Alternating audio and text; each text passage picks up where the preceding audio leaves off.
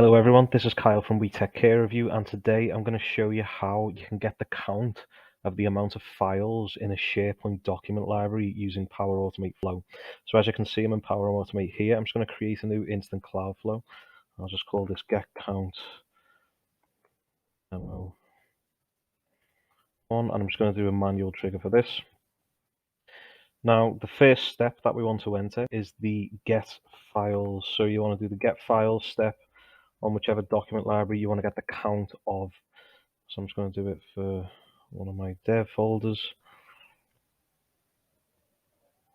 Okay, so there's that step. So the next step that we want to do is a compose function. So compose.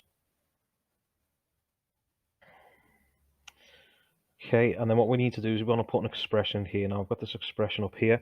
I'll put this in the description of the video, but basically we just want to run a length function on the outputs of the get files properties. So as I said, I will put this in the description. I'm just going to paste this here now, and that should be okay. And then that's all you need to do. So now if I just do the next step, I'll send an email to myself with that count.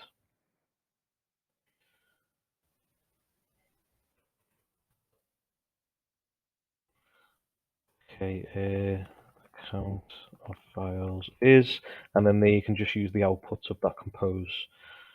Okay, so now I just run this, save and run.